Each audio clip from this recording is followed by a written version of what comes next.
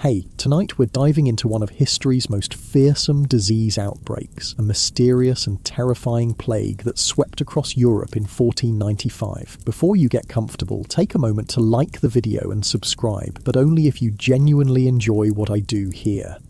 And let me know in the comments where you're tuning in from and what time it is for you. It's always fascinating to see who's joining us from around the world. Now, dim the lights, maybe turn on a fan for that soft background hum, and let's ease into tonight's journey together. Congratulations, you've just woken up in Europe in the year 1495, a world teetering on the edge of change and chaos. The air is thick with the sense of wood smoke and humanity, a far cry from the fresh, sanitized world you're used to. The good news is that you're alive in a vibrant time of discovery, art, and exploration. The Renaissance is blooming across Europe, with brilliant minds like Leonardo da Vinci and Michelangelo creating masterpieces that will endure for centuries. The bad news? Well, you've been born right at the beginning of one of history's most terrifying disease outbreaks, a mysterious illness that will soon be spreading terror throughout the continent. You've arrived in Naples, a bustling Italian port city. It's February 1495, and the French army led by King Charles VIII has just captured the city after a long siege. The soldiers are celebrating their victory, drinking wine imported from distant lands, carousing with local women and enjoying their moment of triumph. No one yet knows that something sinister is brewing among them, something that will soon cast a shadow across all of Europe. As you walk through the narrow streets of Naples, you notice the French soldiers everywhere. They're a motley group, not just Frenchmen, but mercenaries from all over Europe, Swiss pikemen, German landsknechts, Spanish swordsmen, and Italian crossbowmen. Charles VIII's army of 50,000 men is like a moving city, and they've brought their camp followers with them, cooks, servants, and prostitutes. The military victory has turned into a weeks-long celebration, with wine flowing freely and morals loosening by the hour. "Watch yourself around those soldiers," whispers a local woman selling bread as you pass by her stall. "They bring nothing but trouble." She spits on the ground for emphasis, then crosses herself. The locals are already growing weary of the occupying force, finding them crude and disrespectful. The soldiers seem healthy enough now, but soon some of them will develop strange sores that don't heal, followed by a rash across their bodies, bone-deep pain, and eventually, for many, disfigurement and death. What's brewing here will soon be called the French disease by the Italians, though other countries will name it after their enemies or neighbours. The Neapolitan disease, the Spanish disease, the Polish disease, depending on who they wish to blame. It's the outbreak of what we now know as syphilis, though that name won't be coined until 1530 by the Italian physician Girolamo Fracastoro. You've arrived at a pivotal moment in medical history. For centuries, scholars will debate whether Columbus and his crew brought this disease back from the Americas in 1493, or whether it had always existed in Europe in some form. The archaeological evidence from skeleton 1216, found at the Hull Friary site in England, suggests the disease may have been in Europe long before Columbus, perhaps as far back as the 1300s. But something has changed. Either a new strain has emerged, or an old disease has mutated into something more virulent and deadly. You decide to find lodging at a modest inn near the harbour, where sailors and merchants gather to exchange news from distant lands. The innkeeper, a stout man with a perpetual sheen of sweat on his forehead, shows you to a small room. It's basic, just a straw mattress on a wooden frame, a small table with a candle, and a chamber pot in the corner, but it's clean enough by medieval standards, which isn't saying much. "Food served below when the bell rings," he tells you. "We've got fresh fish today, brought in this morning. The French officers took most of it, but I saved some for paying guests." He gives you a conspiratorial wink.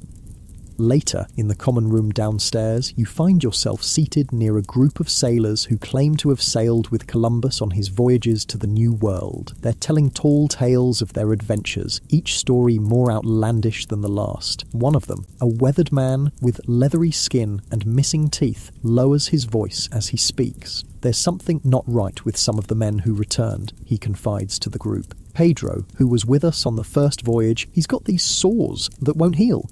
Started on his private parts, you know?" He makes a crude gesture. Now they're spreading, and the pain in his bones keeps him awake at night, screaming like a demon's got him. The others nod solemnly. Another adds, "I've heard of others like that. They say it's because they lay with the native women there." You listen carefully, realizing you're hearing first-hand accounts of what might be the earliest European cases of this new disease. Whether it truly came from the Americas or was already present in Europe, the connection to Columbus's voyages will become firmly established in the popular imagination. As the weeks pass, you begin to notice changes in the city. There are whispers of a strange affliction spreading among the French troops. Some soldiers have developed painful sores, first on their genitals, then spreading across their bodies. They suffer terrible fevers and aches in their bones, especially at night. The local doctors are baffled. By July 1495, the political situation has changed. An alliance of Italian princes, led by Ludovic Sforza, defeats Charles VIII at the Battle of Fornovo, forcing the French king to retreat. As the French army disperses, its soldiers, many now carrying the mysterious disease, return to their homes all across Europe, unwittingly becoming the vectors of a continent-wide epidemic. You decide to leave Naples and travel north to Rome, hoping to witness the great works of art being created there. The journey is arduous. Medieval travel means walking or riding a horse or donkey along poorly maintained roads, always wary of bandits. You join a merchant caravan for safety, sleeping under the stars or in roadside inns of varying quality. As you travel, you hear more stories of the strange disease that's spreading from Naples. Everywhere, it seems to follow in the wake of returning soldiers. In Rome, you find the city in a state of anxiety. Pope Alexander VI, the controversial Borgia Pope, has issued warnings about the new disease, which is already affecting members of his court. In August 1495, the Holy Roman Emperor Maximilian III makes a proclamation that nothing like this disease has been seen before and declares it a punishment from God for blasphemy. The religious authorities are quick to frame the outbreak in moral terms, divine retribution for sinful behaviour, particularly sexual impropriety. You witness the early attempts at public health measures. Towns begin to isolate those showing symptoms, sometimes in dedicated hospices, but medieval medicine has few effective treatments to offer. Physicians trained in the Galenic tradition believe in the theory of the four humours: blood, phlegm, black bile and yellow bile, and treat diseases by trying to restore the body's proper balance through bloodletting, purging and sweating therapies. For this new disease, various remedies are attempted. Some physicians recommend mercury treatments, applied as ointments or taken internally, unaware that mercury poisoning will often kill patients before the disease does. Others advocate for guaiacum, a resin from a New World tree also known as holy wood, believing that God provides cures near the source of diseases. The wealthy seek these expensive treatments while the poor suffer without relief. In the markets and public squares, you observe how quickly fear and stigma take hold. Those with visible symptoms are shunned. People whisper that it's a disease of the immoral, the sexually deviant, those who have sinned against God. Yet you notice that it affects people from all walks of life, from the common prostitute to the nobleman, from the soldier to the priest. By winter, you've made your way to Florence, the jewel of the Renaissance. Even here, the shadow of the disease has fallen. You hear that the brilliant young painter Botticelli has become deeply religious, influenced by the fiery preacher Savonarola, who claims the epidemic is God's punishment for Florence's sinful ways. The joyful, sensual beauty of Botticelli's earlier works, like The Birth of Venus, is giving way to more sombre religious themes. In Florence, you manage to find work as an assistant to a physician. Dr. Lorenzo Benevieni is unusual among doctors of his time. He performs autopsies to understand the inner workings of the body and the effects of disease, an approach that puts him at the forefront of the emerging scientific method. Working with him gives you a unique perspective on how medical knowledge is evolving in this period. This new disease, Dr. Benevieni tells you as you help him prepare his instruments, it's unlike anything described in the ancient medical texts. Hippocrates never wrote of it, nor Galen. Either it's truly new to our world, or it's changed its nature. He sighs heavily. And our treatments seem to offer little relief. The mercury causes terrible suffering itself, excessive salivation, loss of teeth, tremors. Sometimes I wonder if we're doing more harm than good. You assist him as he examines patients afflicted with the disease. The progression is terrible to witness. In the early stage, a painless sore appears, usually on the genitals. It heals on its own, giving false hope. Then, weeks later, a rash appears, often covering the entire body, accompanied by fever, fatigue, and aches. For some, the disease seems to disappear after this, going dormant for years. But for many, especially in these early years of the epidemic, it progresses relentlessly to the third stage, with large, disfiguring sores, damage to the heart, brain and bones, and eventually death. The disease seems to have a pattern, Dr. Benivieni observes, 3 stages with periods of apparent recovery between them. It's most deceptive. Through your work with the doctor, you learn about the social dimensions of the epidemic. The wealthy seek treatment in private, paying handsomely for discretion. The poor suffer publicly, often banished to the outskirts of towns. Religious authorities preach moral purity as prevention, while city governments struggle to contain the spread. As spring arrives in 1496, you hear news that the disease has now reached as far as Germany, France, Switzerland, and Holland. It travels along trade routes, following the paths of merchants, soldiers, and sailors. No corner of Europe seems safe from its reach. In the markets of Florence, you overhear conversations about the disease. Everyone has a theory about its origins and nature. It came from the New World, insists a spice merchant. Columbus's men brought it back with them.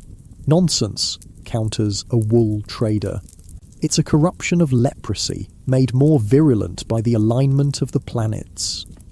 It's the Jews, whispers another, looking around furtively. They brought it when they were expelled from Spain. You recognise how fear breeds superstition and scapegoating. The tendency to blame others, foreigners, enemies, marginalised groups, is as infectious as the disease itself.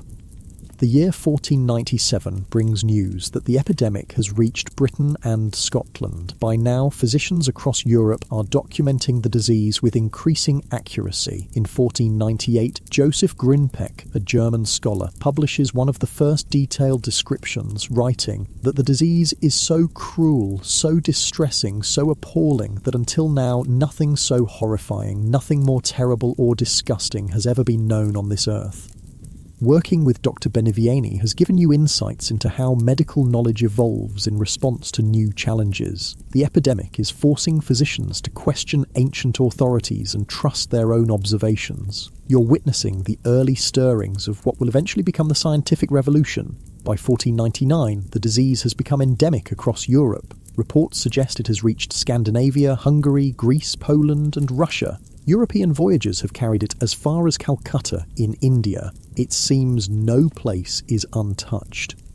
During your time in Renaissance Europe, you've observed how differently the disease affects various communities. In port cities like Naples and Venice, where sailors and prostitutes mix freely, the spread is rapid. In isolated rural villages, it might arrive with a returning soldier or merchant, then slowly work its way through families and neighbours. The fear of the disease changes social behaviours. There's greater suspicion of strangers, less hospitality for travellers. Sexual mores tighten, at least publicly. Yet human nature remains constant. People still seek pleasure and connection, even knowing the risks. In the summer of 1500, 5 years after the first major outbreak in Naples, you find yourself in Venice, that magnificent city of canals and commerce. The Republic of Venice, always pragmatic, has instituted some of Europe's most advanced public health measures. The Venetian Senate has appointed health magistrates who inspect ships, impose quarantines, and regulate prostitution in attempts to control the spread of disease. On the Rialto Bridge, watching the gondolas glide beneath, you reflect on what you've witnessed, a continent transformed not just by a disease, but by its response to that disease. You've seen how the epidemic has influenced art, religion, medicine, and social structures. You've observed both the worst of human nature, the fear, blame, and stigmatization, and the best, the courage of healers, the solidarity of communities, the resilience of the human spirit. As night falls over the lagoon, the lamplighters move through the city, bringing points of brightness to the gathering darkness. It strikes you as an apt metaphor for the human response to any calamity, the determination to create light, to find understanding. to forge ahead, even in the most frightening circumstances. And so you settle in for the night in your rented room overlooking a small canal, listening to the gentle lapping of water against stone, pondering what the coming years will bring as Europe continues to grapple with this mysterious and frightening disease, unaware that it will remain a scourge for centuries to come, shaping history in ways both subtle and profound. The morning light filters through the shutters of your Venetian room, dancing on the water reflected on your ceiling. You've spent several months in this merchant republic, observing how one of Europe's most sophisticated cities responds to the epidemic. Venice, you've learned, has centuries of experience dealing with infectious diseases, especially plague. The city established its first permanent health magistracy, the Magistrato alla Sanità, back in 1486, just a decade before this new disease emerged. The Venetian approach is impressively systematic. Ships arriving at the port must display a clean bill of health or remain isolated at anchor for 40 days, the practice called quarantina, where our word quarantine comes from. The city maintains a lazaretto, an isolation hospital on a separate island where the infected can be treated away from the general population. It's a harsh but effective system. But even Venice's advanced public health measures can't fully contain the French disease, as many still call it. The city's famous courtesans, high-class prostitutes who are often educated, artistic women moving in elite circles, have been particularly affected both by the disease itself and by the new regulations attempting to control its spread. You've become acquainted with Veronica Franco, a young courtesan who is also a published poet. Unlike common prostitutes who work the street corners or brothels, courtesans like Veronica entertain wealthy merchants and noblemen in elegant apartments, providing intellectual conversation and artistic performances along with physical companionship. The Senate has imposed new restrictions, Veronica tells you as you sip wine on her balcony overlooking the Grand Canal. We must now register with the health office and submit to examinations. Those found with the disease are sent to the lazaretto or expelled from the city. She sighs, setting down her glass. Many of my sisters in the profession have disappeared, dead, isolated, or fled to other cities with less supervision. Veronica is fortunate to count several powerful senators among her patrons, protecting her from the worst of these measures, but she knows her position is precarious. The disease has changed everything, she says. Even when we appear healthy, we're viewed with greater suspicion. Some courtesans now provide only conversation and entertainment, refusing physical intimacy entirely. The social fabric of Venice is changing in response to the epidemic, as it is throughout Europe. Public bathhouses, once popular social venues, are closing as they become associated with disease transmission. Kissing as a form of greeting, previously common among equal status men in many European regions, is falling out of favour. Even the shared communion cup in church is increasingly viewed with suspicion. Your time in Venice has shown you how a relatively well-organised society responds to epidemic disease. But you're curious about conditions elsewhere, so as autumn approaches, you decide to journey northward, crossing the Alps into the German territories of the Holy Roman Empire. The journey is arduous. You join a merchant caravan travelling to the great trading city of Augsburg, crossing mountain passes while the weather still permits. The Alpine crossing is breathtaking. Towering peaks, verdant valleys, clear mountain streams, but also dangerous. The narrow paths cling to mountainsides, sometimes barely wide enough for the pack horses. At night, you sleep in rustic mountain hostels or under the stars when no shelter is available. Your fellow travellers are a diverse group. Italian merchants carrying silks and spices to northern markets, German craftsmen returning home after studying in Italian workshops, pilgrims returning from Rome, and a handful of students travelling between universities. Around the campfire each night, conversation inevitably turns to the epidemic sweeping Europe. In Milan, they're saying it's a punishment for the French invasion, says a silk merchant from Florence, God's judgment on Charles and his armies. Then why are the rest of us suffering, counters a German silversmith. In Nuremberg, even children are showing signs of the disease. What sin could they have committed? A student from the University of Padua who has been studying medicine offers a different perspective. My professors say it's a corruption of the humours caused by an unfavourable alignment of the planets, particularly Saturn. They're debating whether it's a new disease entirely or a more virulent form of leprosy or elephantiasis. You listen to these theories, reflecting on how humans struggle to make sense of calamity, grasping for explanations that fit their understanding of the world. The religious see divine punishment, the educated look to classical medical theories and astrology, the xenophobic blame foreigners or marginalised groups. Few have the tools or perspective to understand the true nature of infectious disease. After nearly 2 weeks of travel, your caravan descends from the mountains into the rolling countryside of southern Germany. The landscape is a patchwork of forests, fields, and small villages clustered around the spires of parish churches. Autumn has painted the forests in brilliant oranges and golds, a stark contrast to the more subtle palette of the Italian landscape you've left behind. You reach Augsburg as the first snow flurries announce winter's approach. This wealthy imperial free city is a centre of banking and commerce, home to powerful merchant families like the Fuggers and Welsers who finance kings and emperors. Its wide streets and substantial stone buildings speak of prosperity and order, but even here the shadow of the epidemic looms. Outside the city gates you pass a newly established hospice for those suffering from the French disease. The afflicted sit or lie in the weak autumn sunshine, their faces and bodies marked by the characteristic sores. Some call out for alms as you pass. Within the city, you find lodging at an inn catering to merchants and travellers. The innkeeper, Herr Müller, is a voluble man eager to share the local news and gossip. As he shows you to your room, considerably more comfortable than most of your recent accommodations, with a feather bed and small hearth, he explains the city's response to the epidemic. The city council has banned those with the disease from public bathhouses and barbershops, he tells you. The Guild of Surgeons has been tasked with examining suspected cases. Those found infected must wear a special marking on their clothes and stay out of taverns and markets. Herr Müller lowers his voice conspiratorially. Even Jakob Fugger's nephew was sent away to their country estate when he showed signs of the disease. Money can't protect you from God's judgment. Jakob Fugger, known as the Rich, is perhaps the wealthiest man in Europe, a banker and merchant whose financial empire stretches across the continent. That even his family has been touched by the epidemic underscores its indiscriminate nature.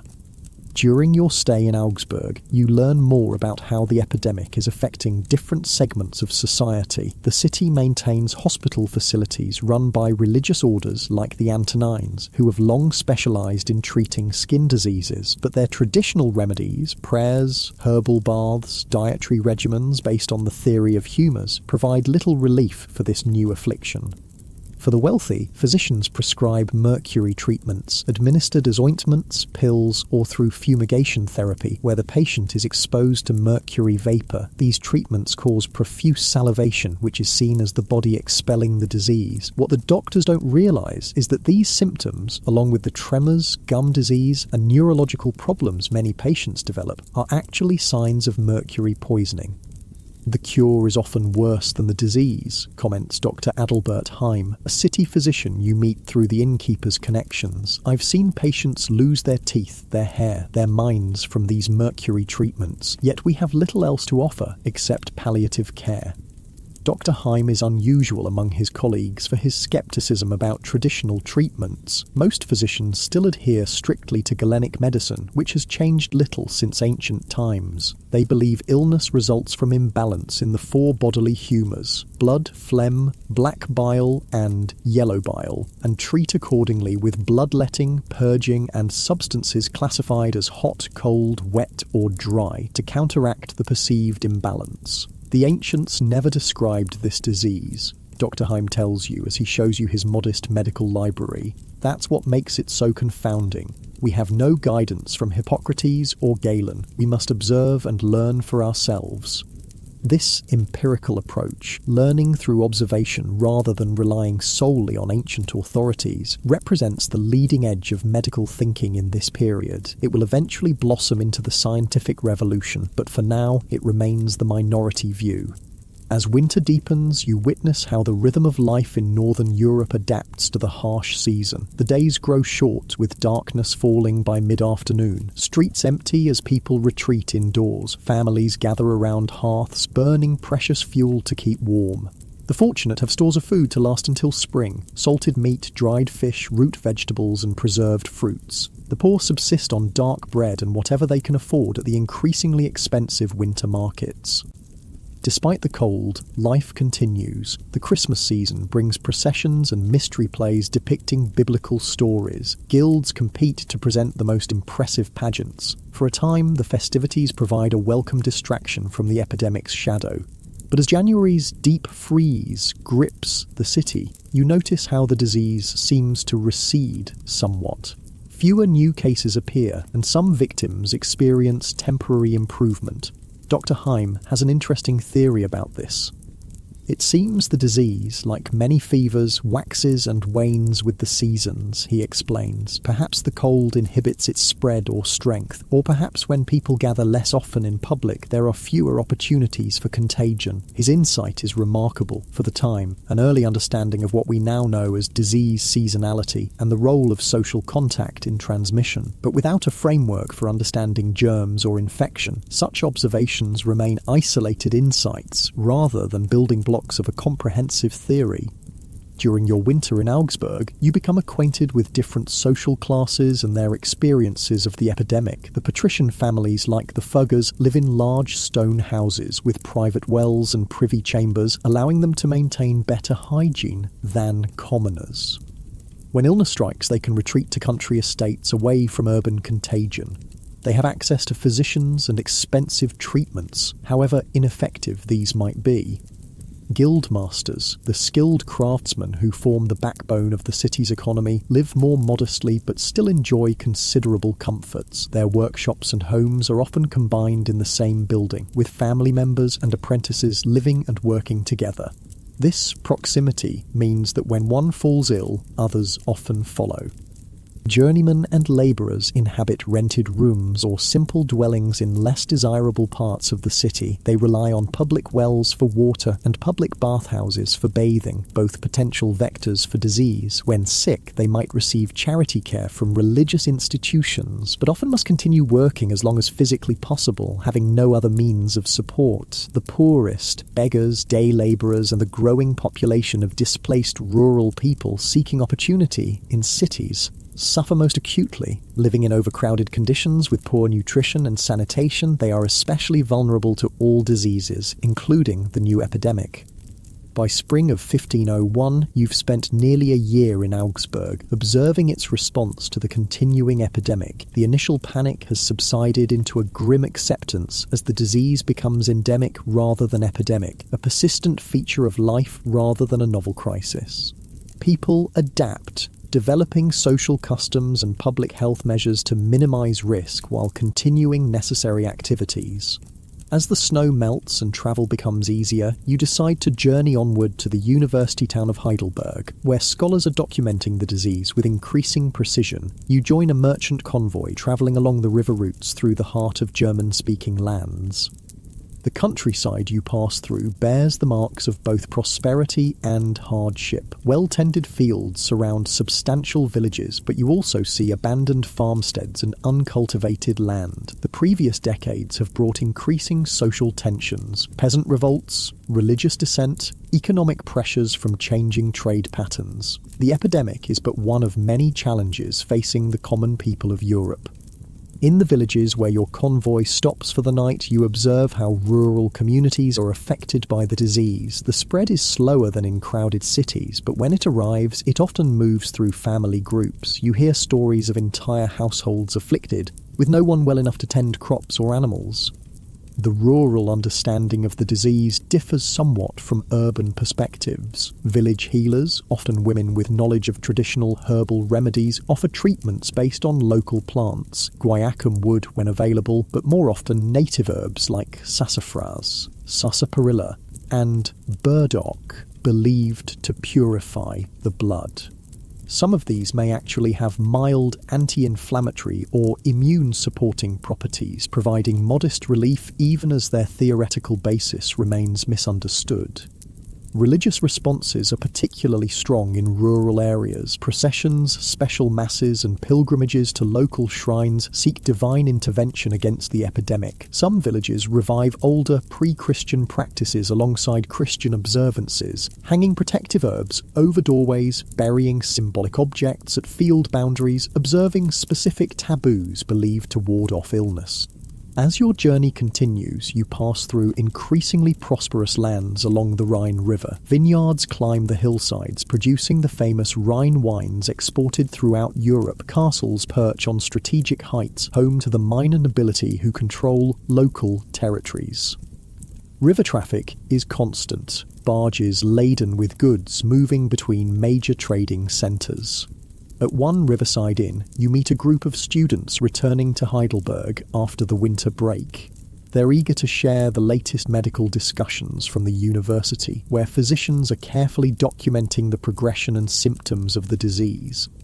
Professor Theodoricus has identified distinct stages, explains a serious young man named Heinrich. The primary stage with a single sore, usually on the private parts. The secondary with widespread rash and fever. And now he's describing a tertiary stage that may appear years later, with gumata, large rubbery swellings, and afflictions of the brain and heart.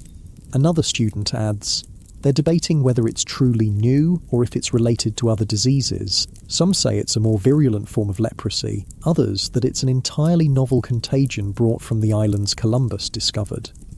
The students are full of theoretical knowledge but have little practical experience treating the afflicted. Still, their systematic approach to understanding the disease represents an important shift in medical thinking, a move toward careful observation and classification that will eventually lead to more effective treatments. You reach Heidelberg as spring blooms across the Neckar Valley. The town is dominated by its university and the castle of the Electors Palatine who rule this territory. Situated at the junction of major trade routes, it's a place where ideas and goods flow freely, making it both intellectually vibrant and vulnerable to the spread of disease. The university attracts scholars from across Europe, creating a community more cosmopolitan than the surrounding region. In its lecture halls and disputations, the latest theories about the epidemic are debated with intensity. But for all their learning, the professors have few effective treatments to offer those suffering in the town below their ivory tower. In Heidelberg, you find lodging with a printer named Johannes Meyer, who produces medical texts, among other works. His workshop gives you access to the latest written knowledge about the disease, treatises and broadsides from physicians across Europe, often illustrated with woodcuts showing the characteristic symptoms. These sell quickly, Hermeyer tells you, showing a pamphlet titled On the French Disease and Its Remedies by a Spanish physician. Everyone seeks information, hoping to protect themselves or find relief for afflicted family members. The printer introduces you to Dr. Alexander Seitz, a physician who has written extensively on the epidemic. Dr. Seitz has developed a theory that the disease passed from animals to humans through improper sexual contact, a misguided but interesting attempt to explain its origins. The moral degradation of our time has invited this scourge, Dr. Seitz tells you solemnly. God permits such evils when men stray from natural law. His explanation blends emerging medical observation with traditional moral and religious frameworks, typical of this transitional period in scientific thought. Through your discussions with scholars and physicians in Heidelberg, you gain a clearer picture of how medical understanding is evolving in response to the epidemic. The traditional Galenic system, based on the four humours, is being stretched to accommodate a disease that doesn't fit neatly into its categories. Some practitioners are beginning to question aspects of the ancient wisdom, while still working largely within its framework. By summer 1501, reports from across Europe indicate that the epidemic continues unabated, though perhaps with decreasing virulence. The disease remains widespread, but fewer victims seem to progress to the most severe stages within a short time frame. Whether this represents a change in the disease itself or increased immunity in the population remains unclear to contemporary observers.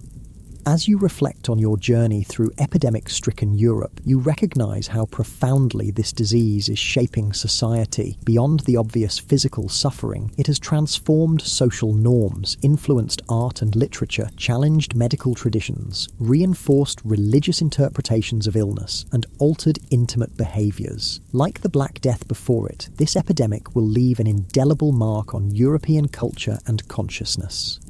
On a warm evening, you sit in the garden of a Heidelberg tavern with a group of students and scholars discussing the future. Despite the continuing presence of the disease, there's a cautious optimism among these educated young men. They speak of new discoveries, new lands, new ideas breaking free from the constraints of medieval thought. "We live in an age of wonders and terrors," says a young scholar of astronomy. "Columbus finds new worlds across the ocean. The Turks press against our eastern borders. Strange diseases emerge, old certainties crumble, yet knowledge grows. Perhaps our children will understand what we can only question." His words capture the paradox of this pivotal moment in history, a time of both unprecedented crisis and remarkable advancement. As darkness falls and lanterns are lit around the garden, you ponder what coming years will bring as Europe continues to grapple with this mysterious disease that has so quickly become embedded in its medical, social, and cultural landscape. Your time in Heidelberg has been enlightening, but as autumn approaches in 1501, you feel drawn to continue your journey. France calls to you, the kingdom whose soldiers first brought widespread attention to the disease that now bears their name in much of Europe. What might you discover in the land where it all began, at least in the European consciousness? You join a wine merchant travelling to Strasbourg and then down the Rhine toward Paris. The merchant, Henri Beaufort, has been making this journey twice, yearly for decades, carrying German wines to French markets and returning with French luxuries for German customers. He's a walking chronicle of changing times. "When I began as a young man, the roads were more dangerous, but the people healthier," he tells you as your barge glides down the Rhine. "Now we have better order, fewer Robbinites preying on merchants, but this new sickness makes everyone fearful of strangers." Henri explains how the disease has affected his trade. Customers no longer drink from the same cups during wine tastings. Innkeepers provide separate sleeping arrangements where once travellers shared beds freely. In some towns, merchants from affected regions must remain outside the walls for a period before entering. He shrugs philosophically. "We adapt. Life continues. Trade must flow." The journey to Paris takes nearly 3 weeks, following rivers where possible and roads where necessary. Along the way, Henri points out changes in architecture, dress and customs as you cross from German to French territories. Language shifts gradually, with local dialects often more different from each other than the official tongues of distant courts. You pass through villages devastated by the 100 Years' War, only recently ended. Some are still rebuilding after decades of conflict between England and France. Others remain abandoned, reclaimed by forest and field. The common people have endured much in recent generations. War, famine, plague, and now this new disease. Their resilience is remarkable.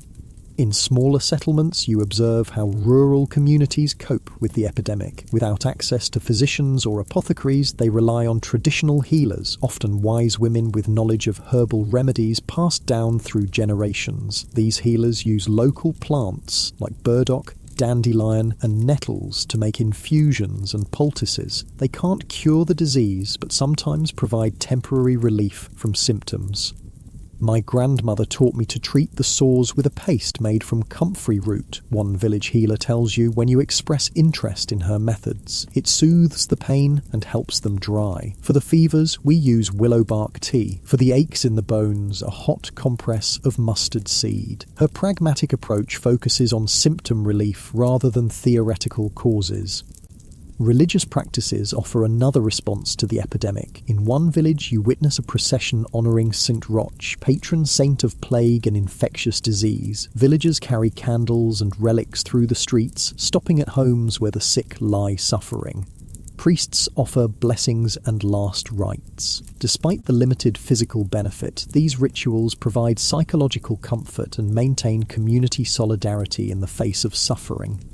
As you approach Paris, the countryside grows more densely populated and prosperous. Fields are well tended, villages larger and more frequent. The royal road is busy with travellers, merchants, pilgrims, nobles with their entourages, royal messengers on urgent business. At night, you stay in progressively better inns, catering to this steady traffic. Paris announces itself from afar, a haze of smoke hanging over clustered spires and towers. Unlike Italian cities with their defensive walls, Paris has outgrown its fortifications, sprawling beyond the old boundaries into surrounding fields. It's one of Europe's largest cities, home to perhaps 100,000 souls crowded into narrow streets and multi-storey buildings. You part ways with Henri, who is headed to the wine merchants' quarter, and find lodging near the University of Paris. The Latin Quarter, as it's known, buzzes with students and scholars speaking the international language of learning. Booksellers, copyists and stationers cluster around the university, supplying the tools of intellectual trade. Taverns overflow with young men arguing philosophy, theology and increasingly medicine. The University of Paris has long been one of Europe's great centres of medical learning. Its faculty physicians, trained in Galenic tradition, are among the most respected in Christendom, yet they, like their counterparts across Europe, have been humbled by this new disease that defies their classical understanding. You make the acquaintance of a medical student named Jean-Claude, who offers to show you the Hôtel Dieu, Paris's ancient hospital near Notre Dame Cathedral. Founded centuries ago by the Church, it provides care for the poor and indigent, relying on the labour of nuns and the charity of the wealthy. The Hôtel Dieu is a sobering sight. Long wards house dozens of patients, often with 2 or 3 to a bed. The air is thick with the smells of sickness, unwashed bodies and herbal remedies. Nuns move efficiently between beds, offering food, drink and basic care. Physicians make rounds once daily, examining patients briefly and prescribing treatments based on humoral theory, bloodletting for those deemed too hot and wet, warming substances for those too cold and dry. They've set aside a separate ward for those with the French disease, Jean-Claude tells you, pointing to a doorway from which a nun emerges carrying soiled linens. Too many cases to ignore, though the masters still debate whether it's truly new or just a virulent form of leprosy. Later, over wine in a student tavern, Jean-Claude explains the current medical thinking at the university. The faculty is divided. The traditionalists insist Galen's system can explain all diseases. They see the French disease as a corruption of the humours caused by an unfavourable celestial alignment and perhaps bad air, but some younger physicians argue it's something entirely new, requiring new approaches. He lowers his voice. There's growing interest in the methods used by barber surgeons and empirics. Mercury treatments, guaiacum decoctions, even cauterization of the initial sores. Methods the learned physicians once dismissed as crude are now being studied, if quietly. This tension between traditional medical authority and practical innovation reflects broader currents in European thought. The Renaissance revival of classical learning paradoxically created both reverence for ancient knowledge and tools to challenge it. As you've witnessed throughout your journey, this epidemic is accelerating that process, forcing practical innovation even while theoretical frameworks lag behind. During your stay in Paris, you explore the city's response to the epidemic at various social levels. The royal court under Louis XV has been touched by the disease. Rumours suggest several courtiers have been quietly sent to country estates to recover or die out of public view. The king's physicians recommend preventative measures, moderate living, avoidance of excessive food and drink, limited sexual contact, and regular bathing in herb-infused water. The nobility and wealthy merchants can afford private care and the most expensive treatments. An apothecary near the fashionable Marais district shows you his stock of exotic remedies, guaiacum wood imported at great expense from the New World, mercury preparations, herbal compounds, with ingredients from as far as China and India. These cost more than a labourer might earn in months, accessible only to the privileged few. For the great lords we prepare special remedies they can take discreetly, the apothecary confides, pills containing gold leaf and pearl powder said to purify noble blood. Do they work? Who can say, but they satisfy those who believe their blood is different from common folk. The middle classes, guild masters, prosperous merchants, university graduates seek treatment from licensed physicians and reputable apothecaries. They can afford mercury treatments and some imported remedies, though often in less elaborate formulations than the nobility receive. They follow physician recommendations about diet, bathing and lifestyle, having both the knowledge and means to modify their behaviours. The working poor rely on barber surgeons, who are more affordable than physicians. These practitioners have limited formal education but substantial practical experience. They lance sores, apply topical remedies, perform bloodletting, and administer mercury treatments in less refined forms. Their approach is hands-on and results-oriented, with little concern for theoretical explanations. For the destitute, only charity offers hope of treatment. Religious orders and wealthy benefactors support institutions like the Hôtel Dieu. Some parishes maintain small hospices for their sick poor. The care is basic: clean bedding, regular meals, prayer, and simple treatments, but represents the only option for many victims. What strikes you most is how the epidemic crosses social boundaries, while responses to it reinforce them. The disease affects all classes, but experience of it remains profoundly unequal. The wealthy suffer privately with the best available care, the poor suffer publicly with minimal assistance. After several weeks in Paris, you decide to venture into the countryside of northern France. Reports suggest the disease is particularly widespread in Normandy, where many soldiers from the Naples campaign originated. You hire a horse and join a party of cloth merchants travelling to Rouen, once a stronghold of English occupation during the Long War, now returning to prosperity under French rule. The journey takes you through rolling farmland, punctuated by woodlands and small villages. The autumn harvest is underway, with peasants working communally to bring in crops before winter. Despite the epidemic's shadow, the rhythm of agricultural life continues much as it has for centuries. The demands of survival leave little room for disruption, even from disease. In one village where you stop for the night, you witness how rural families cope when the disease strikes. A farmer named Michel has been suffering for nearly a year. His symptoms began with a single sore that healed on its own, followed by a widespread rash and bone pains that made agricultural labour nearly impossible. "My neighbours helped with the planting and will help with the harvest," he tells you as he sits by his cottage door, too weak to join the work in the fields. "Without them, my family would starve. Next year, God willing, I'll do the same for whoever needs aid." Michael's wife has prepared a bath of herbs gathered from the surrounding countryside: comfrey, chamomile, and others you don't recognise. "It eases his pain for a time," she explains. "The travelling barber gave us a mercury ointment, but it made him worse. His gums bled and his hands shook so badly he couldn't hold a cup." This pattern repeats across the countryside, communal support filling gaps left by inadequate medical care, practical experience leading to rejection of treatments that cause more harm than good. Without formal knowledge, rural communities are developing their own understanding of the disease through painful trial and error. You reach Rouen as the days grow shorter and colder. This prosperous port city on the Seine has been rebuilt since the war's end and now bustles with commerce. English wool arrives to be woven into fine cloth by skilled artisans. Wine and other goods travel downriver to the Atlantic coast. The magnificent cathedral dominates the skyline, its Gothic spire reaching toward heaven. Through connections provided by the cloth merchants, you find lodging with a widow who supplements her income by renting rooms to respectable travellers. Madame Beauchamp is well informed about local affairs and shares the city's experience with the epidemic.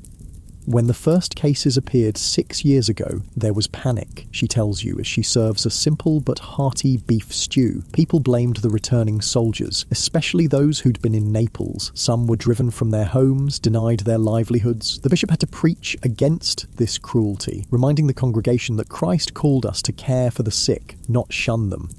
Over time, Rouen developed a more organised response. The city council established a special hospice for those with the French disease, supported by taxes and donations. Barber surgeons receive training from physicians on recognising and treating the condition. Public bathhouses are regularly inspected and required to change water between customers. It hasn't stopped the disease, but fewer people die in the streets or suffer alone, Madame Beauchamp says with practical compassion. And the fear has lessened. we've learned to live with this affliction as we've lived with others before it. During your stay in Rouen, you observe how the epidemic has influenced artistic expression. In the cathedral, a new stained glass window depicts Job, the biblical figure whose suffering from painful sores has made him a patron saint for those with skin diseases. Local painters incorporate symbolic references to the epidemic in religious works. Angels with flaming swords representing divine punishment, saints offering protection to the afflicted. More secular expressions appear in the popular broadsheets sold by street vendors. These single-page prints combine woodcut illustrations with simple text, accessible to semi-literate audiences. Some offer medical advice of varying quality, others use the disease as a moral lesson, showing debauched youths developing telltale symptoms. A few are purely satirical, mocking physicians and their ineffective treatments. You also notice changes in social customs. People greet each other with slight bows rather than embraces or kisses. Communal drinking vessels have disappeared from taverns, replaced by individual cups. Young couples are chaperoned more strictly, and parents investigate potential marriage partners with increasing thoroughness. The shadow of the disease has made intimacy itself suspect. As winter sets in, you decide to remain in Rouen until spring makes travel easier. You find work with a printer who produces medical texts, using your experiences to help edit a compendium of treatments for the French disease. The position offers insight into how medical knowledge circulates and evolves in response to practical outcomes. The printer, Guillaume Desmoulins, explains the market for such works. Physicians buy them to compare their observations with colleagues across Europe. Barber surgeons and apothecaries seek practical instructions. Even some educated lay people purchase them, hoping to treat family members or themselves without the expense of a physician. Through this work, you track how treatments are evolving. Mercury remains dominant but administered with increasing caution and in more refined forms. Guaiacum from the New World gains popularity, especially after several prominent patients report improvement following treatment. Various herbal decoctions, sarsaparilla, sassafras, China root, are gaining advocates, particularly for relieving pain and secondary symptoms. The most interesting reports come from physicians who combine approaches, Guillaume tells you. Those who use mercury more sparingly, alternating with herbal remedies and careful attention to diet. They claim better results than those who rely on a single method. This emerging empirical approach, learning through systematic trial and observation rather than theoretical deduction, represents an important shift in medical thinking. Though practitioners don't fully understand why certain treatments help or harm, they're beginning to develop more nuanced protocols based on observed outcomes. During the long winter evenings, you join discussions at a local tavern frequented by physicians, apothecaries, and other educated professionals. Their conversations reveal how the epidemic is influencing broader intellectual currents. The ancients described many diseases with remarkable accuracy, argues an older physician trained at Montpellier, yet none matches this French disease precisely. Either it's truly new, which challenges the notion that all important knowledge was known to the ancients, or they knew it by another name, which means we've misunderstood their texts. Either possibility disrupts the Renaissance reverence for classical authority. If new diseases can emerge, what other new phenomena might exist beyond ancient knowledge? If ancient texts have been misinterpreted, how reliable is inherited wisdom on other subjects? As winter gradually yields to spring in 1502, you reflect on all you've witnessed during your journey through epidemic-stricken Europe. You've seen how a single disease can transform societies, challenging established medical paradigms, reshaping social interactions, influencing artistic expression, and reinforcing or occasionally bridging social divisions. Most profoundly, you've observed humanity's remarkable adaptability, from Venice's sophisticated public health measures to rural villages' communal support systems, from physicians evolving treatments to individuals changing intimate behaviours. People have responded to the epidemic with creativity and resilience, even amid suffering and fear. As the days lengthen and travel becomes possible again, you consider where your journey might take you next. After witnessing the epidemic's impact in Italy, Germany, and France, perhaps England beckons, or the Iberian Peninsula where Columbus launched his momentous voyages. Or you might return to Italy to observe how the situation has evolved since your departure nearly 2 years ago. Wherever you go, you carry with you a deeper understanding of how disease shapes history, not just through death and suffering, but through humanity's diverse and persistent responses to that suffering. The French disease, like the Black Death before it, will leave Europe transformed in ways both obvious and subtle, immediate and enduring. With spring warming the Norman countryside, you decide that England will be your next destination. The disease reached the island kingdom around 1497, and you're curious to see how this somewhat isolated nation has responded to the epidemic. In Rouen's busy port, you secure passage on a wool merchant's vessel bound for London, bidding farewell to Madame Beauchamp and the printer Guillaume, whose hospitality made the winter months both comfortable and enlightening. The Channel crossing is mercifully smooth. You've heard tales of terrible storms that can turn this narrow sea into a death trap for unwary sailors. Still, the small ship pitches and rolls enough to keep most passengers confined to the deck, faces tinged green with seasickness. You manage better than most, earning the respect of the English captain. First time I took this route was 30 years ago, Captain Thomas tells you as he shares a cup of ale. Back when King Edward still sat on England's throne. Since then, I've seen 3 kings come and go, Edward, Richard and Henry, and now young Henry VIII has just taken the crown. He shakes his head at the swift passage of time.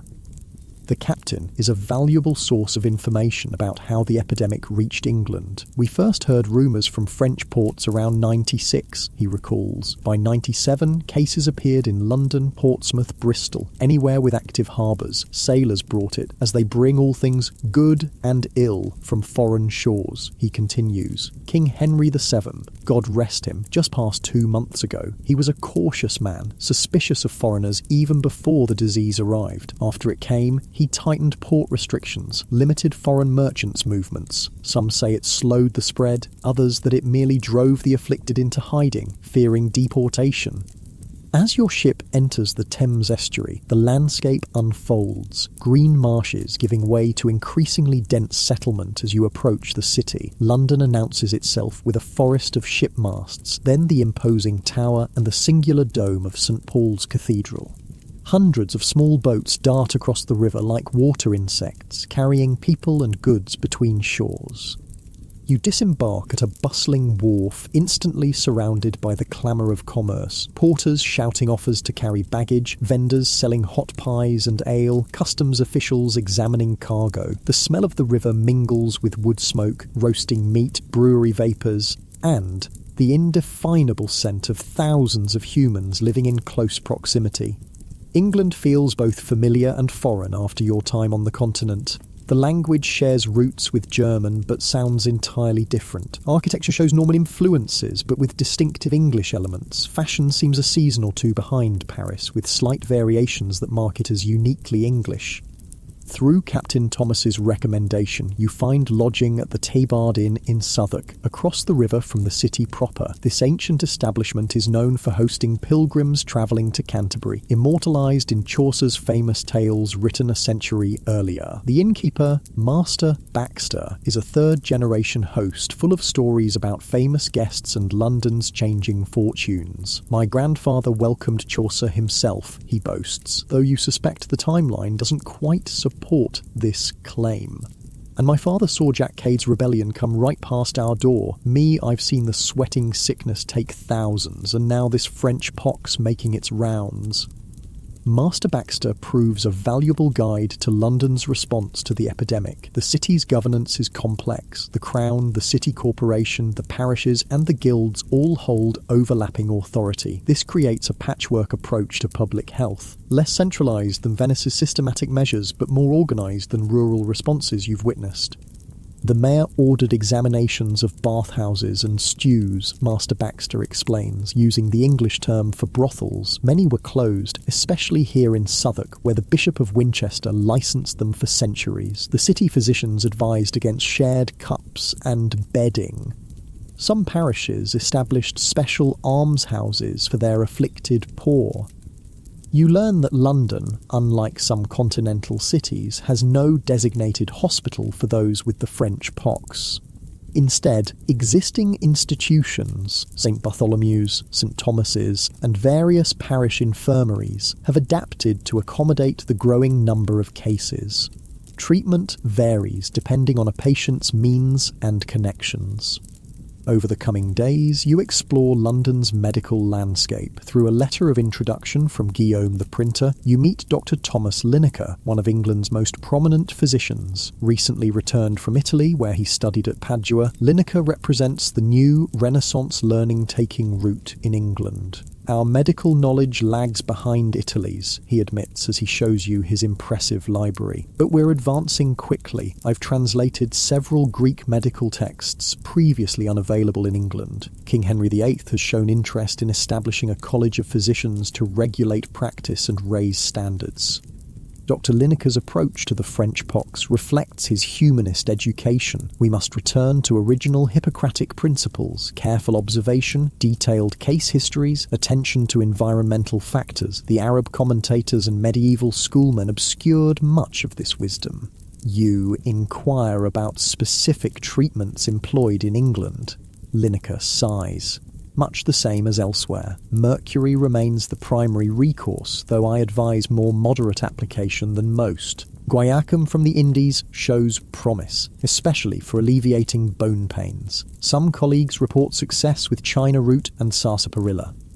More revealing is Lineker's candid assessment of mercury's limitations. I've documented numerous cases where the treatment causes worse symptoms than the disease: excessive salivation, tremors, loss of teeth, confusion. Yet patients demand it, believing stronger reactions indicate more effective medicine. It's difficult to persuade them otherwise. This tension between patient expectations and physician observations highlights the challenges of medical progress. Popular understanding lags behind emerging knowledge, with patients often preferring dramatic treatments with visible effects over gentler approaches, regardless of outcomes. Through your connection with Lineker, you gain access to St Bartholomew's Hospital, one of London's oldest charitable institutions. Founded in the 12th century, Bart's has evolved from a monastic infirmary to a substantial hospital serving London's poor. The dissolution of the monastery still lies in the future, so religious brothers and sisters continue to provide much of the nursing care.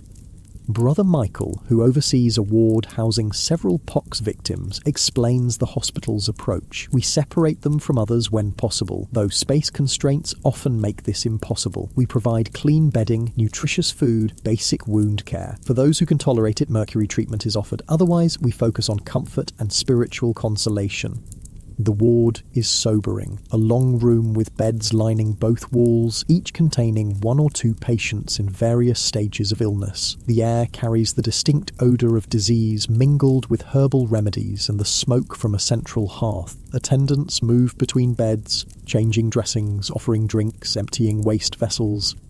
Brother Michael introduces you to several patients willing to share their stories. One, a former sailor named Will, contracted the disease in Calais 3 years earlier. Started with a single sore, no bigger than a penny, he tells you. Thought nothing of it when it healed. Then came the rash and fevers. Could no longer work the rigging with my joints so pained. Captain put me ashore here when I could no longer earn my keep.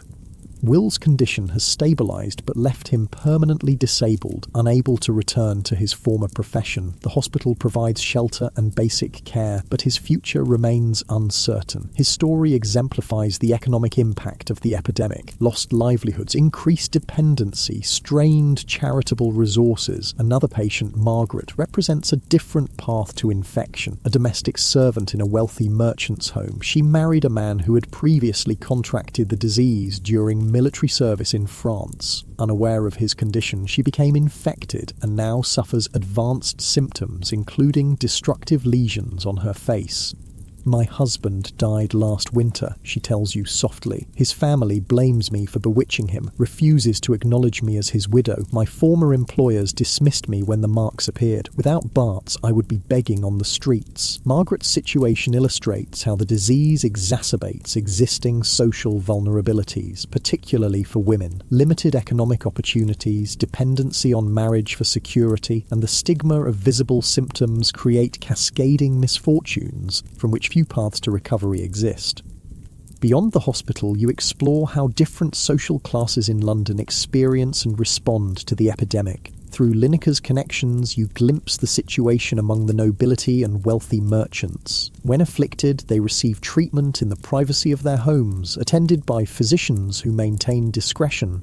Mercury chambers, enclosed cabinets where patients sit exposed to mercury vapour, represent the most sophisticated treatment available, though not necessarily the most effective. London's substantial middle class, guild masters, successful merchants, lawyers and other professionals follow physicians' preventative advice more diligently than most. They modify behaviours, improve personal hygiene, avoid suspected transmission routes. When ill, they can afford moderate treatment without the extravagance of the nobility. The working poor, apprentices, journeymen, labourers, small shopkeepers, rely on barber surgeons and apothecaries for affordable care. Self-treatment with herbal remedies purchased from market vendors is common. Those with guild affiliations may receive support from these organisations when unable to work, providing a crucial safety net absent for many others. For the destitute, beggars, orphans, disabled, elderly without family support, only parish charity or institutions like Bart's offer hope of care. Many suffer and die in the streets or crowded tenements, their cases unrecorded except in parish burial registers showing increased deaths from consumption or simply fever. Distinct from continental cities, London's response includes uniquely English elements reflecting its social and political structures. Parish vestries, local governing bodies overseeing church affairs and poor relief take primary responsibility for their afflicted residents rather than centralising care. Guilds provide support for members and their families, creating occupationally based safety nets. The City Corporation, London's municipal government, focuses on regulation and prevention rather than direct treatment. After several weeks in London, you venture into the English countryside, curious how rural communities are faring. You travel with a cloth merchant visiting wool producers in the Cotswolds, a region of rolling hills and prosperous market towns where sheep farming has created considerable wealth. The pastoral landscape appears idyllic, stone villages nestled in green valleys, fields divided by dry stone walls, sheep grazing on hillsides. Yet even here the epidemic has reached, though with less intensity than in densely populated London. In Cirencester, a substantial market town where your merchant companion has business, you meet the local barber surgeon, Master Simons. His practice serves the town and surrounding villages, providing everything from haircuts to tooth extractions, bloodletting to setting broken bones. Cases of the French pox are increasingly common among his patients. First appeared about 4 years ago, he tells you in his shop, where razors and surgical tools hang on the wall alongside dried herbs and alchemical equipment. A wool merchant returned from London with the telltale signs. Since then, I've treated perhaps 24 cases, mostly men who travelled to cities for business or pleasure. Master Simons's treatments reflect practical experience modified by limited access to exotic remedies. Mercury I use sparingly, too easy to poison the patient. I prefer a salve of my own devising for the sores containing comfrey and honey for the bone pains, willow bark decoction.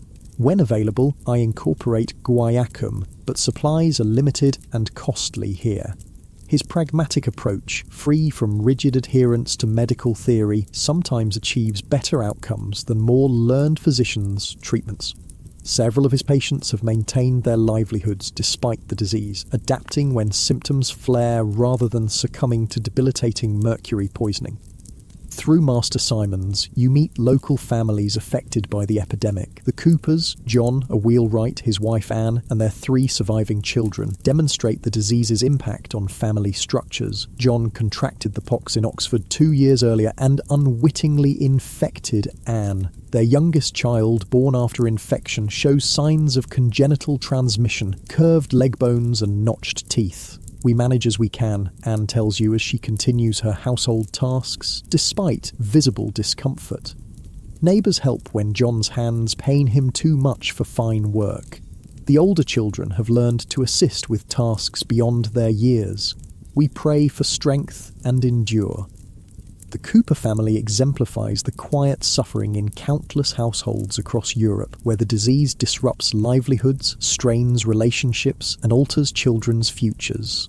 Unlike urban victims who might access institutional care, rural families largely cope through extended family networks and community support, continuing productive work whenever possible. In the village church, you notice a new fresco depicting St. Fiacre, traditionally associated with healing skin diseases. The priest, Father Thomas, explains that veneration of particular healing saints has increased since the epidemic began. People seek heavenly intercession when earthly remedies fail. St. Fiacre, St. Job, St. Roch all receive more prayers and offerings than before. The religious response in England remains firmly Catholic at this time. Henry VIII's break with Rome still lies decades in the future. Masses for the afflicted, processions imploring divine mercy, increased donations for church hospitals all form part of the spiritual campaign against the epidemic. Yet Father Thomas also acknowledges practical measures. "I advise my parishioners on cleanliness and moderation in all things," he tells you. God's mercy works through natural means as well as miraculous ones. Prudence in daily habits is not contrary to faith in divine healing. After your rural sojourn, you return to London as summer approaches. The city prepares for a momentous event, the coronation of the new king, Henry VIII, following his father's death in April. Despite the ongoing epidemic, a sense of optimism pervades the city. The young king, not yet 18, represents a new generation and fresh possibilities after his father's austere rule. The old king was careful with coin and foreign entanglements, observes Master Baxter at the Tabard. The new one seems more generous, more learning, more grand in his ambitions. Whether that bodes well or ill for England remains to be seen.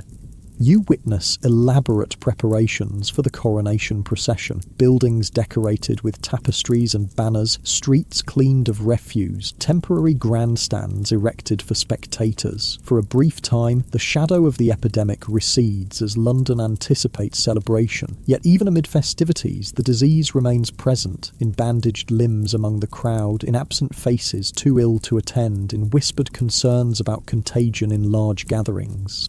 As June 1502 approaches, you prepare for the next stage of your journey. After observing the epidemic's impact in Italy, Germany, France, and England, you decide to continue to the Iberian Peninsula, Spain and Portugal, the launching points for Columbus's voyages, and the source of many theories about the disease's origins.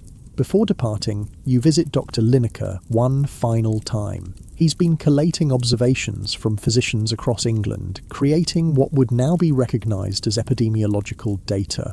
His parchments show maps marking outbreaks, tables of symptoms and progression, notes on treatment outcomes.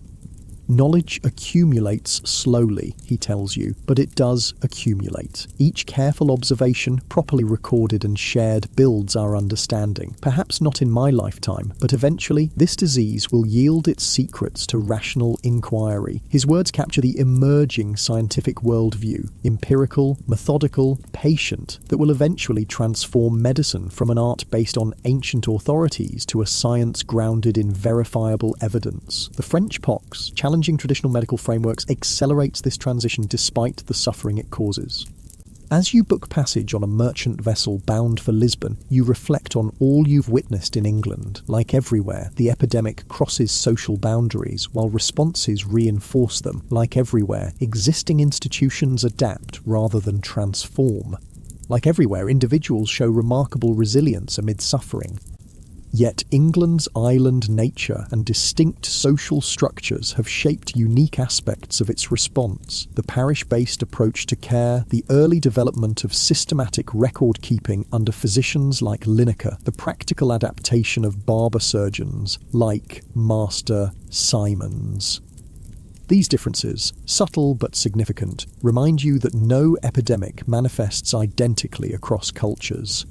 Local conditions, resources, and traditions always influence both impact and response. As your ship prepares to sail with the tide, you stand at the rail watching London recede. 7 years have passed since the first major outbreak in Naples, and still the disease maintains its grip on Europe. Yet life continues, commerce flows, knowledge advances, communities support their vulnerable members, individuals adapt to changed circumstances. The epidemic has become woven into the fabric of European society, no longer a shocking novelty but an established feature of the landscape. How it will continue to shape that landscape, medically, socially, intellectually, in coming decades remains to be seen. Your journey to the Iberian Peninsula promises new insights into this ongoing transformation. The journey from London to Lisbon takes nearly 2 weeks, a relatively swift passage blessed by favourable winds and calm seas. Your vessel is a Portuguese carrack, a sturdy ocean-going ship of the type that carried explorers around Africa to India and across the Atlantic to the New World. The crew is experienced, having made this voyage many times, and they regale passengers with tales of distant lands and strange peoples. The captain, Duarte Pacheco, has sailed with some of Portugal's greatest explorers. I was with Bartolomeu Dias when we rounded the Cape of Good Hope, he tells you proudly, and I've spoken with men who accompanied Vasco da Gama to India. The world is opening before us, revealing wonders beyond imagination. You inquire whether he knew Columbus or any who sailed with him. The captain's expression sours slightly. Columbus sought Portuguese patronage first, before turning to Spain. Our king rejected his proposal, wisely, I think, as his calculations of Earth's circumference were wildly mistaken. He found land where he expected India, but it was mere fortune that prevented his expedition's failure. This Portuguese perspective on Columbus, somewhat dismissive, emphasizing his errors while acknowledging his luck, contrasts with the reverential treatment he often receives in Spain and Italy. It reminds you how history appears differently depending on who tells the story. As your ship approaches the Iberian coast, the landscape transforms from the green fields of northern Europe to the more arid, golden hills of the south. The light is different here, clearer, more intense, casting sharper shadows. The air carries unfamiliar scents, unfamiliar herbs, different cooking spices, the distinctive fragrance of cork oak and olive groves. Lisbon reveals itself dramatically as your ship enters the Tagus estuary, a city of white buildings climbing hills above the sparkling river, crowned by the imposing Castelo de São Jorge. The harbour buzzes with unprecedented activity as ships arrive from and depart for Portuguese outposts in Africa, India and Brazil, carrying spices, gold, exotic woods and other treasures that have made Portugal suddenly wealthy and powerful.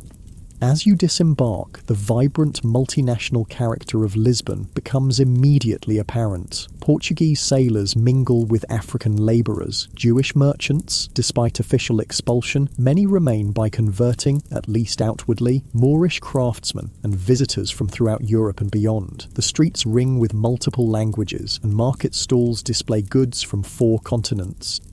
You find lodging in the Alfama district, the oldest part of the city, where narrow, winding streets climb the hillside. Your host, Senora Cardoso, is a widow who supports herself by renting rooms to respectable travellers. Her late husband was a carpenter who worked on ships for the East India trade, and their modest home contains curiosities he brought back. Carved ivory from Africa, patterned textiles from India, exotic shells from distant shores. Senora Cardoso proves an invaluable guide to Lisbon's experience with the French disease, which Portuguese physicians were among the first to connect with Columbus's voyages. It appeared here around 1496, she tells you, first among sailors and those who frequented the waterfront taverns and brothels. Many blamed it on our African and Indian ventures, but soon the connection to the Spanish discoveries across the Atlantic became widely accepted.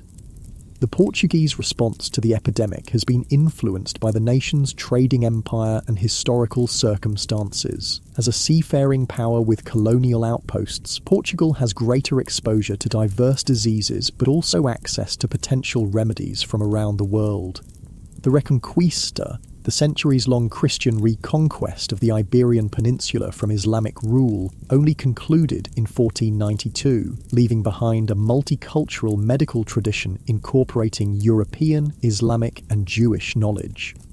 Through Senora Cardoso's connections, you meet Dr. João Rodrigues, a physician trained at the University of Coimbra who has treated numerous cases of the disease among Lisbon's elite. He receives you in his consulting room, where shelves hold jars of medicinal substances from around the Portuguese Empire, herbs from Brazil, minerals from Africa, botanical preparations from India. What makes Portuguese medicine distinct is our global perspective, he explains. While physicians in Paris or London rely primarily on European and Mediterranean pharmacopoeia, we incorporate remedies from Africa, India, and now the Americas. This broader arsenal offers more options for treating novel diseases. Dr. Rodrigues describes Portugal's early adoption of guaiacum wood from the New World as a treatment. Our ships began bringing it directly from Brazil around 1498, earlier than most European nations received it. This gave us considerable experience with its effects. It seems to provide relief for many patients, particularly for the bone pains and skin lesions, though it rarely affects a complete cure. More interesting is his integration of traditional remedies from Africa and India into treatment protocols. From our West African territories, we've obtained herbs that indigenous healers use for similar symptoms. From India, compounds based on herbs like turmeric and neem show promise in reducing inflammation. We don't fully understand how these work, but careful observation confirms beneficial effects in many cases. This pragmatic, globally informed approach represents the cutting edge of Renaissance medicine, willing to experiment with diverse traditions while beginning to apply systematic observation to evaluate outcomes. The Portuguese Maritime Empire, bringing together medical knowledge from 4 continents, creates unique conditions for such innovation. You inquire about the disease's prevalence and perception in Portugal. Dr. Rodrigues sighs. It remains widespread, affecting all social classes. Initially, there was much stigma and blaming of foreigners, Africans, Jews, Spanish sailors. But as respected figures, even members of noble families, developed symptoms, public discourse became more measured. He continues, our proximity to Spain, where the connection to Columbus's voyages was first proposed, meant this explanation gained early acceptance here. Whether accurate or not, it shifted blame to distant shores rather than local scapegoats, which perhaps reduced some social strife. During your time in Lisbon, you observe both similarities and differences in how various social groups experience the epidemic compared to other European nations. The nobility and wealthy merchants, as elsewhere, receive private treatment and can afford expensive imported remedies. What's distinctive is their early access to New World treatments like guaiacum and sarsaparilla through Portugal's direct trading connections. The urban middle classes, guild members, government officials, prosperous shopkeepers follow medical advice similar to their counterparts in Northern Europe. Moderate living, improved hygiene, cautious intimacy. Their treatment options include both traditional European remedies and more affordable versions of exotic imports. For the working poor and sailors, Lisbon offers several hospitals founded during the previous century's plague epidemics, now adapted to treat the new disease. The largest, All Saints Royal Hospital, established by King Joan II in 1492, has wards specifically for those with the French disease. Treatment focuses on basic care, dietary management, and affordable herbal remedies rather than expensive mercury or imported substances. Most distinctive is Lisbon's substantial population of African slaves and free black residents brought from Portuguese colonies in West Africa, Congo, and Angola. Their experience of the epidemic reveals the intersection of disease with racial hierarchy and colonialism. When afflicted, enslaved individuals receive only basic treatment determined by their economic value to owners rather than medical need. Free black residents face discrimination at hospitals and from practitioners despite officially equal access to care. After 2 weeks in Lisbon, you decide to continue to Seville, the heart of Spain's American enterprise and the city most directly connected to Columbus and his voyages. The overland journey takes you through Portugal's eastern provinces and into the Spanish region of Andalusia, a landscape of olive groves, vineyards, and fortified hill towns bearing witness to centuries of frontier warfare between Christian and Islamic states. You travel with a merchant caravan, the safest option for crossing this sometimes lawless borderland. Your companions include Portuguese traders carrying Asian spices to Spanish markets, an Italian diplomat bound for the Spanish court, and several academics travelling to Seville's prestigious university. Around evening fires, conversation inevitably turns to the great transformations of the age, geographical discoveries, religious tensions, and the mysterious disease that has shadowed these developments. Columbus opened a new world to us, argues a young Spanish scholar, but perhaps unleashed forces we scarcely comprehend. New lands, new peoples, new wealth, and new afflictions. God's design in this remains obscure. The timing alone establishes the connection, adds a physician from Coimbra. The disease appeared in Barcelona within months of Columbus's return. His sailors visited brothels upon landing, and soon the first cases emerged precisely in those districts. The Italian diplomat offers a different perspective, yet excavations in my country have uncovered skeletons showing signs of the disease from well before Columbus sailed. Perhaps it existed in both worlds, and only now has found conditions to flourish. These debates, heated, yet informed by growing empirical evidence, exemplify the intellectual ferment of the early 16th century. Traditional authorities and explanations face challenges from new observations and experiences. The epidemic itself, defying classical medical categories, accelerates this questioning of inherited knowledge.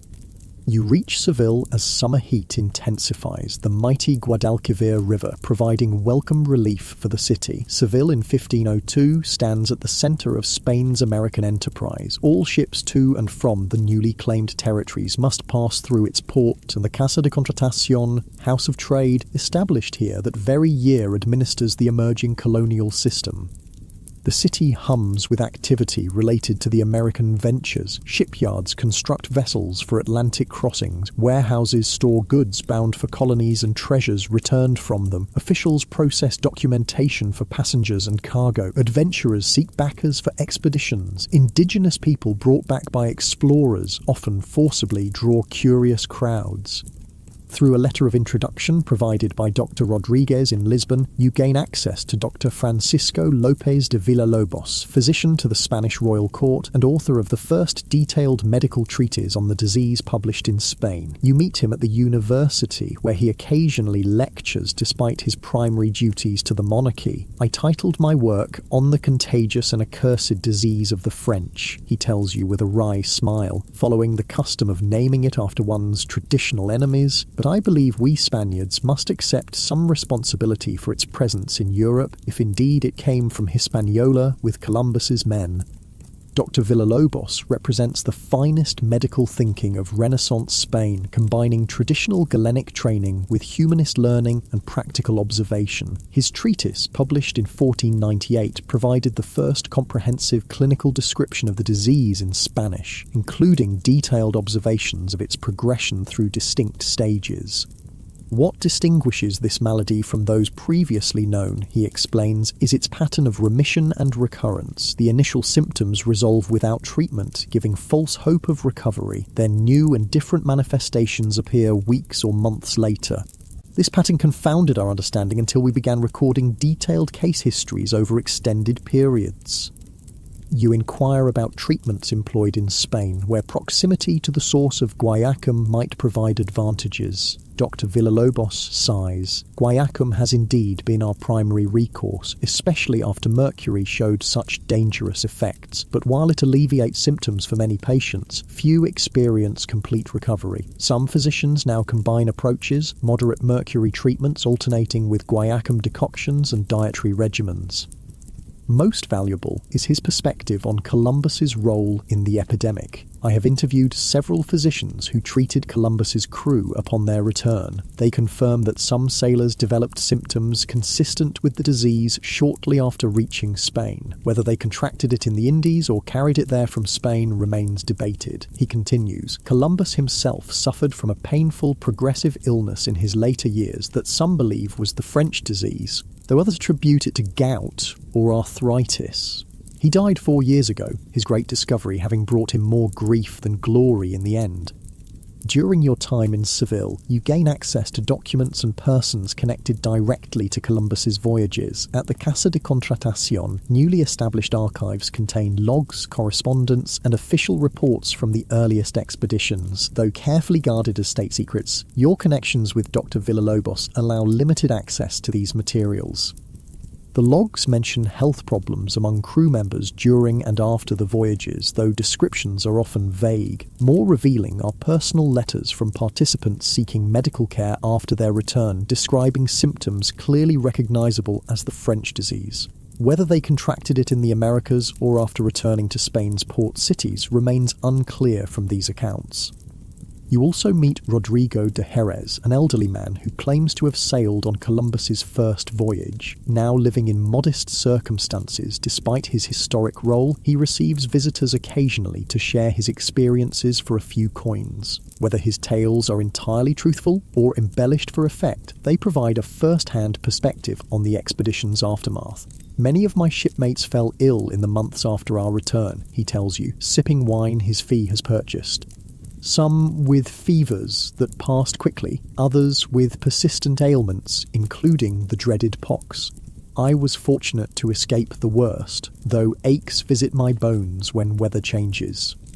He describes primitive medical practices observed among indigenous Caribbean peoples, some of which were adopted by desperate European settlers. They used the bark and leaves of certain trees to make infusions for skin ailments. Some colonists found these more effective than our own remedies. Eventually, these treatments found their way back to Spain as the guayacum wood, now sold at such high prices.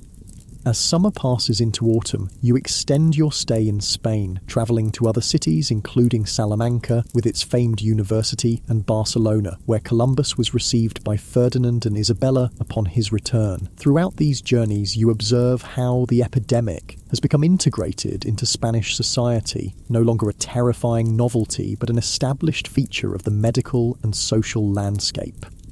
By 1502, 7 years after the first major European outbreak, the disease has transformed from acute epidemic to chronic endemic presence. The initial panic has subsided, replaced by systematic adaptation. Medical protocols, though still largely ineffective, have become standardized. Social responses, from hospital wards to preventive regulations, have been institutionalized. Religious interpretations have evolved from seeing the disease as unprecedented divine punishment to incorporating it into existing frameworks of sin and redemption. As winter approaches, you prepare for your return journey, having travelled through much of Western Europe, observing the epidemic's impact and evolving responses. Your experiences in the Iberian Peninsula have provided crucial perspective on the disease's possible origins and earliest European manifestations, complementing observations from Italy, Germany, France and England. Before departing, you visit the magnificent Seville Cathedral, where Columbus's son Diego will eventually be entombed, though Columbus himself will be buried in Valladolid, then moved multiple times in death as in life. The massive structure, still under construction after replacing a mosque demolished following the Christian reconquest, symbolises the transformative era you've witnessed, a world simultaneously expanding through exploration and contracting through shared afflictions. The journey home gives you time to reflect on all you've observed about how societies respond to epidemic disease. Certain patterns have emerged consistently across diverse cultures and systems. Initially, communities react with fear, seeking to identify causes and assign blame, usually to marginalized groups or external enemies. This scapegoating provides psychological comfort but hinders effective response. As understanding grows, practical adaptations develop.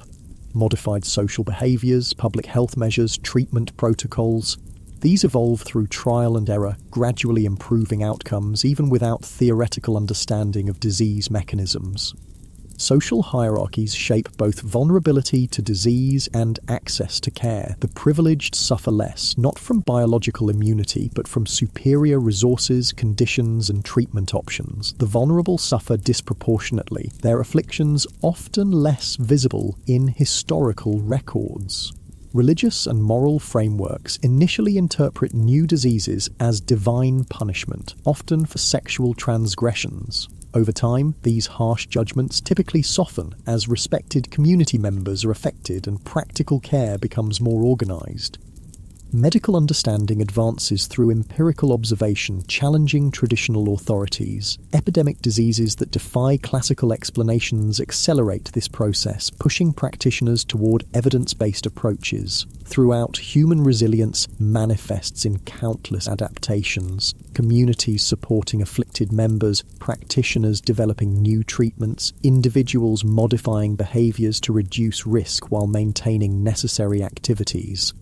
As your ship sails homeward with the changing seasons, you ponder how these patterns might repeat with future epidemics. Perhaps centuries hence, new diseases will emerge to challenge human understanding and institutions. Will societies respond with greater wisdom, having learned from experiences like the French disease? Or will they repeat cycles of fear, blame, and stumbling adaptation before finding effective responses? You know now that the disease labelled variously as French, Neapolitan, Spanish, or simply the Great Pox will continue its devastating course for centuries to come. Not until 1905 will the causative organism Treponema pallidum be identified. Not until the 1940s will effective antibiotic treatment become available. Countless lives will be affected in the intervening centuries. Some ended prematurely, others lived in suffering, still others shaped by caring for the afflicted or developing treatments. The debate over the disease's origins will continue as well. Archaeological evidence from both Europe and the Americas complicates the Columbus connection, suggesting more complex patterns of development and transmission than simple importation from one continent to another. The mutation of related treponemal diseases from non-venereal to venereal forms may have occurred independently in multiple locations as social conditions changed. What remains clear from both historical accounts and modern understanding is how profoundly epidemic diseases shape human societies, not just through direct suffering and death, but through transformed social relations, institutional responses, medical developments, and cultural expressions. The French disease permanently altered European perspectives on sexuality, approaches to public health, development of hospitals, and countless other social dimensions. As your journey concludes, you carry this deeper understanding of how humans and diseases co-evolve, each shaping the other through complex interactions. The syphilis epidemic of Renaissance Europe, for all its suffering, contributed to medical advances, institutional development, and social adaptations that would eventually reduce its impact. This pattern, crisis-driving innovation, suffering-spurring response, offers perhaps the most hopeful perspective on humanity's ongoing struggle with infectious disease. The story of any epidemic is ultimately the story of human vulnerability and resilience, our bodies susceptible to invisible organisms, our societies capable of remarkable adaptation. From the French disease of 1495 to modern outbreaks, this fundamental dynamic remains constant. We are simultaneously fragile biological beings and creators of knowledge and institutions that expand our collective capacity to survive and thrive despite that fragility. This tension between human vulnerability and human ingenuity continues to define our relationship with disease. As we face new epidemics, we draw on accumulated knowledge and institutional memory from past crises, yet often repeat historical patterns of initial denial, scapegoating, and unequal impact before developing effective responses. Understanding this history doesn't prevent all future suffering, but it does illuminate paths toward more rapid and equitable adaptation. And so, as you finally return home, changed by all you've witnessed across epidemic-stricken Europe, you carry both sobering knowledge of human suffering and inspiring examples of human resilience. The French disease, like all great epidemics, reveals both the worst and best of humanity. our capacity for fear, blame, and cruelty, alongside our capacity for care, adaptation, and healing.